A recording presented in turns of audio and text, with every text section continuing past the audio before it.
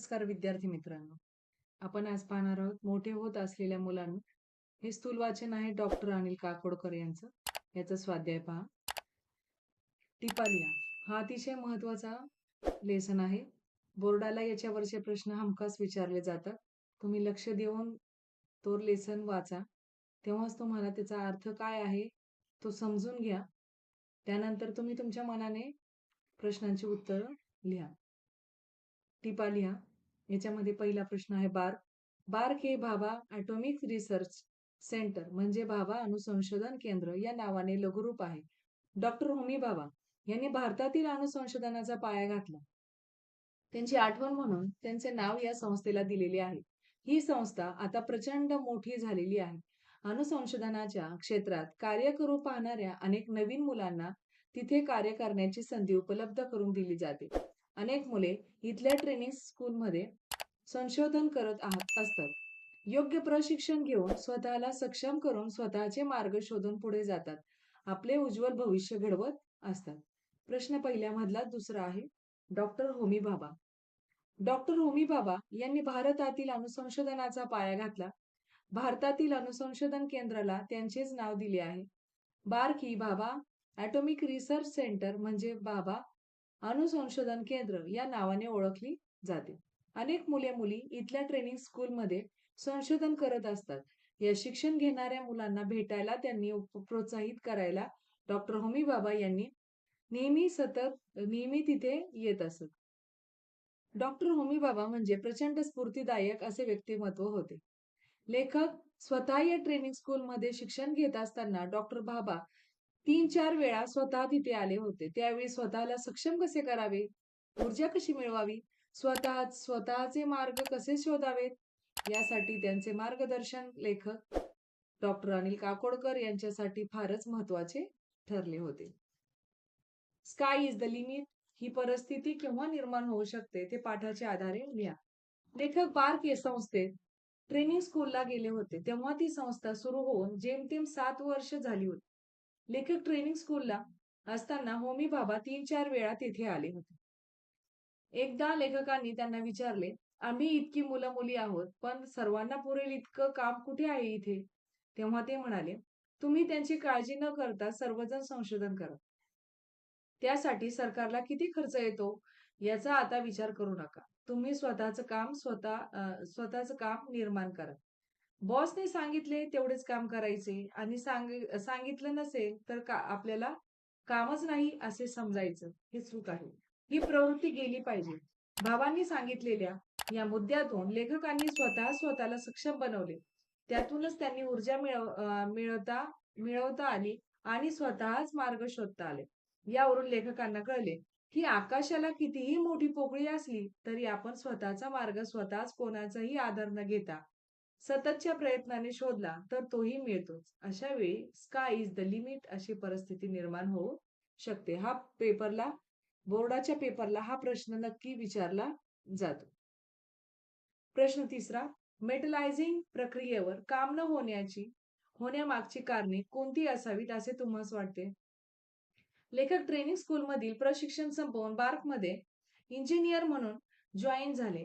तेव्हा तिथे मेटलायझिंग प्रक्रियेवर काम करायला त्यांना सांगण्यात आले. त्यासाठी लागणारी सामग्री तिथे होती, पण आतापर्यंत ती कोणीही वापरलेली नव्हती. त्यामुळे लेखक म्हणाले की ते काम करण्यात तयार आहेत. केवळ त्यांना मदतीसाठी एक वेल्डर आणि फोरमनची गरज आहे.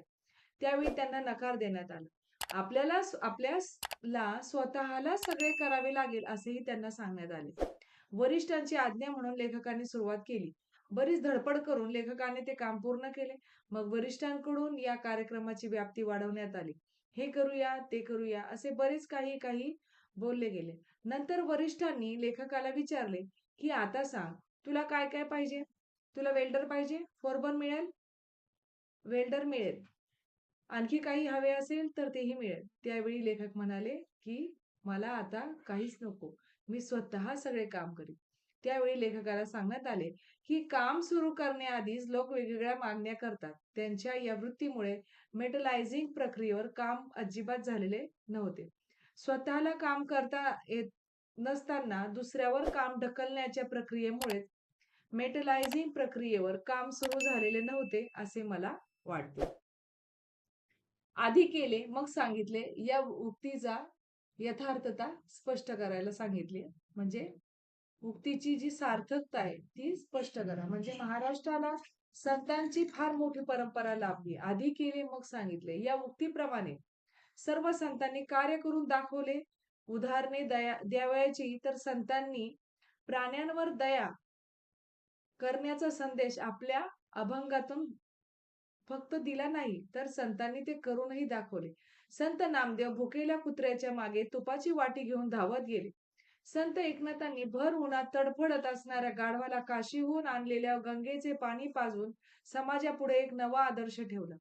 राष्ट्रसंत तुकडोजी महाराज व थोर समाजसेवक समाजसुधारक गाडगे महाराज यांनी स्वतः आधी हातात झाडू घेऊन गावातील केर कचरा दूर करण्यापासून ते विष्ठा उचलण्याची कामे केली. देवाच्या नावाने कर्मकांड करण्यापासून अडवले. मूर्तीपूजा न करता गोरगरीब मानवाची पूजा करा, त्यांची सेवा करा हे लोकांना आपल्या कीर्तनाच्या माध्यमातून त्यांनी पटवून दिले. बाबा आमटे हेही आधुनिक काळातील राष्ट्रसंतच म्हटले पाहिजेत. रस्त्यावर महारोग होऊन पडलेल्या तुळशीरामला पाहून त्यांच्या मनात कुष्ठरोग्यांच्या बद्दल सेवाभाव जागृत झाला. त्यातूनच चंद्रपूर येथे आनंदवनाची निर्मिती झाली. त्यांनी केलेल्या कामाची दखल घेत पाश्चात्य देशांनी त्यांना पुरस्कृत केले. या सर्व उदाहरणावरून आधी केले मग सांगितले या उक्तीची सार्थकता स्पष्ट झाल्यासारखे वाटते. प्रत्यक्ष अनुभवातून शिकणे हे अधिक परिणामकारक असते. हे विधान स्वानुभवातून स्पष्ट करा. शिकवणे आणि शिकणे ही प्रक्रिया निरंतर चालणारी आहे. आपले गुरुजन आपणास शिकवण्याचे काम करत असतात. आजच्या शिक्षण प्रणाली शिक्षक वर्गात फळ्यावर जरी प्रत्येक गणित सोडवून देत असेल तरी विद्यार्थ्यांनी तीच गणिते पुन्हा घरी जाऊन सोडवणे तर त्यातून मिळणारा स्वानुभव हा परीक्षेत चांगले गुण मिळवून देऊ शकतो. विज्ञान प्रदर्शनात गुरुजनांच्या मार्गदर्शनाखाली एखादा प्रयोग, एखादी प्रतिकृती तयार केली तर ती बनवत असताना आलेला अनुभव हाच प्रदर्शनात परीक्षकांच्या पुढे उत्तरे देताना धाडस निर्माण करून देतो. याच अनुभवातून विद्यार्थी परीक्षकांनी विचारलेल्या प्रश्नांना उत्तरे देताना अडखळत नाही. त्यामुळे त्यांना आत्मविश्वासही वाढलेला दिसून येतो. यावरून असं लक्षात येतं की कोणतेही काम एखाद्याने सांगितल्यावर त्याप्रमाणे कृती करून पुन्हा करणे व पुन्हा तेच काम कोणाचेही मार्गदर्शन न घेता स्वतः करणे यातील अनुभव म्हणजे खरा स्वानुभव होय असे म्हटले पाहिजे. शिवाय असे शिक्षण अधिक परिणामकारक असते. तुम्हाला आजचे जे प्रश्नांची उत्तर आहे मोठे होत असलेल्या मुलांना हा खरं तर तुमच्या विद्यार्थी मित्रांसाठी हा आहे. तुम्हाला व्यवस्थितरित्या या प्रश्नांची उत्तरे समजली असतील. ठीक आहे. धन्यवाद.